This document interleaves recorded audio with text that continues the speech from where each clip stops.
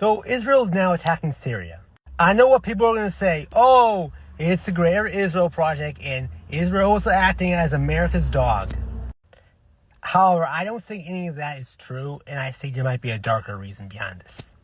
I know a lot of people are very critical of Israel, but the thing is, I think there's something you need to talk about. For those of you who have not been paying attention to what's going on in Israel, Israel in recent years has become increasingly reactionary.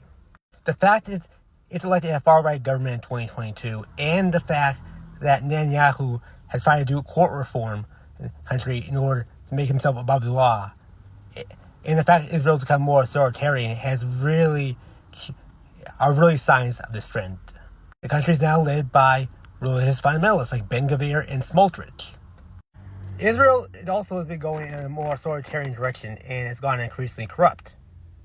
In fact, in early 2023, during the protests, it got so bad that there was actually fear that Israel could descend into civil war. And one of the things that has been happening is that a lot more secular Jews who have been more critical of Netanyahu have actually been leaving the country.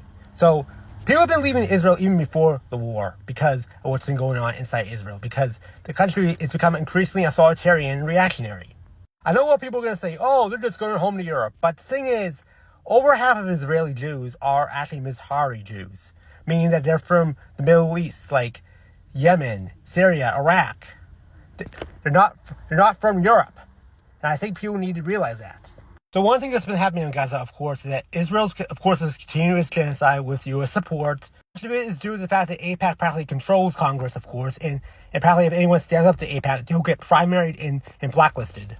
Emboldened, Israel has also attacked Lebanon, it's attacked Iran, of course, and it's practically also attacked Yemen at times. In recent days, of course, it's now attacked Syria. You might think, oh, it has U.S. support, but here's the deal. Unlike Lebanon, which has Hezbollah, and Iran, which the U.S. hates, and Hamas, U.S. also hates, the U.S. has actually been pretty cordial with the new regime. So, unlike other countries, Israel seems to be showing its independence. I need people to think about this. It's Israel just doing what the U.S. wants. No, the U.S. does not want Israel attacking Syria. It doesn't. It's not really okay with it, and it actually has expressed some concern.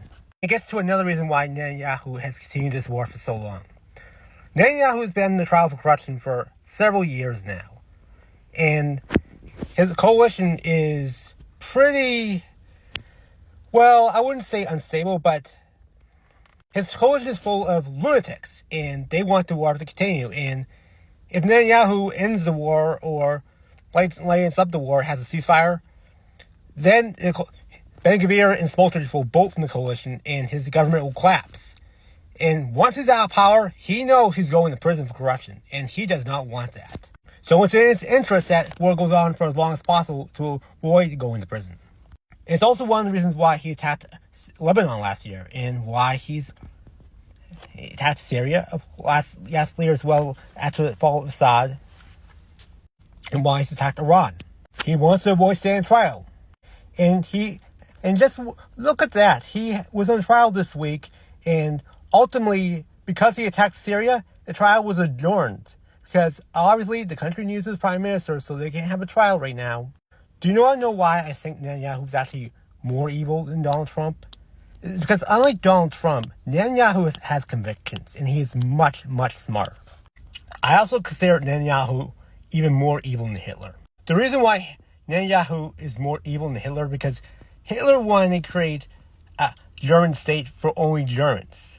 He wanted to get rid of anyone who he didn't see as perfect. He wanted to kill the Jews. He wanted to get rid of the people with disabilities. He wanted to get rid of gay people. He wanted to get rid of anyone who wasn't German. The Nazis' worldview and Hitler are evil.